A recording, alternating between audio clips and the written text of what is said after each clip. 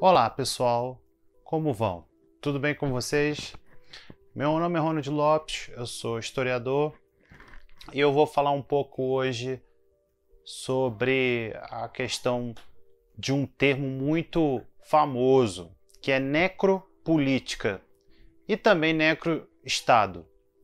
Continuando nosso estudo aí sobre luto, morrer, dentro de uma perspectiva teológica, psicanalítica e histórica. Você encontra muitos vídeos por aí falando desse assunto, mas eu resolvi fornecer alguns pontos mais diferenciados, né? Esse termo, então, ele é bem badalado. Ultimamente, o termo necropolítica e necroestado tem feito bastante barulho por aí. Ainda que esses dois termos sejam, digamos, interligados, eles se diferem na forma de compreender a realidade. Bem, para eu explicar melhor esses dois termos, a gente tem que fazer algumas observações. Esses termos já estavam em circulação antes mesmo desse filósofo africano, Achille Mbembe. Você pode conferir isso naquele livro dele, Necropolítica. Ele acabou tendo uma espécie de maior autoria desses termos. Mas tanatopolítica, leptopolítica já foram alguns exemplos que inspiraram esse filósofo. O fato é que esses dois termos referem sobre a relação entre poder e morte. Explicando melhor esses termos, é como se o Estado fosse, na sua forma de administração do espaço público, se gerisse aí a morte como sua ferramenta, sua principal ferramenta de gestão. No Brasil a gente tem alguns exemplos, né, que é a escravidão no aspecto histórico. Claro, são os latifundiários que poderiam fornecer ou não as condições de vida que no fundo resultaria em morte dos escravos. E se formos colocar no plano do Estado, a lógica seria a mesma. É como se o Estado tivesse o monopólio das condições que favoreçam a morte e não a vida. Mas aí você pode me perguntar, mas Ronald, é Deus quem tem a última palavra. Tudo está determinado pela vontade de Deus, se o indivíduo vive, se o indivíduo morre. É o poder da palavra de Deus que faz isso. De certa maneira você pode até ter razão. Pode até ter algum sentido nisso que você está dizendo. Mas a bem da verdade, Deus também colocou poder de escolha entre a vida e a morte sob sua tutela. Ou seja, a tutela que lhe foi incumbida do outro, do homem, né? E em justa medida, a sua decisão pode contribuir para a morte ou para a vida. E ele está dizendo isso com relação ao próprio homem. Como diz lá em Deuteronômio 30, verso 6 e versos 9, os céus e a terra tomam hoje por testemunho contra ti que pus diante de ti a vida e a morte, a bênção e a maldição. Escolhe, pois, a vida para que vivas, tu e a tua descendência. Bom, vamos voltar aos termos. Necropolítica e necroestado pode sim decidir quem morre, como morre e em que condições se morre.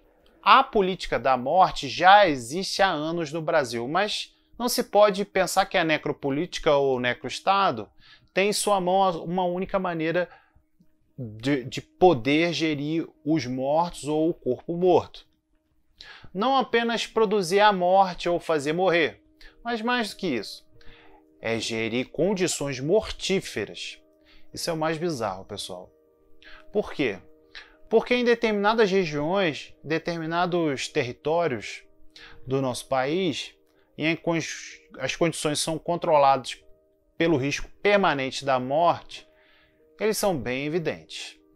Primeiro eu posso dar exemplo, como já estamos cansados de ver nos morros do Rio de Janeiro, sendo dominado pelo narcotráfico, ou posso dar um exemplo atual, como o atraso das vacinas para o Covid. Esse atraso não é casual, esse atraso faz parte aí de um conjunto de termos voltados para a necropolítica. Se você pensa que só o Estado ou o governo são responsáveis por isso também, outros atores também podem participar. que podem ou não serem articulados com o Estado, como, por exemplo, a gestão cemiterial e a administração do ML de sua cidade. Se a gente levar mais ao pé da letra, se a gente for investigar mais a fundo, a gente deveria saber minimamente como é gerir e administrar o cemitério da sua cidade. Ou então, quem é o responsável pelo ML. Por que eu estou dizendo isso, pessoal? Porque isso são uma das etapas da administração dos corpos. Dependendo da maneira como se olha e administra o cemitério, você pode produzir mais corpos não identificados ou não reclamados.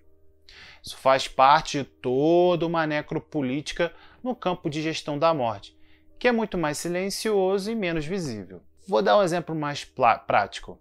Quando moradores em situação de rua morrem pelo novo coronavírus, né, eles às vezes nem entram nas estatísticas.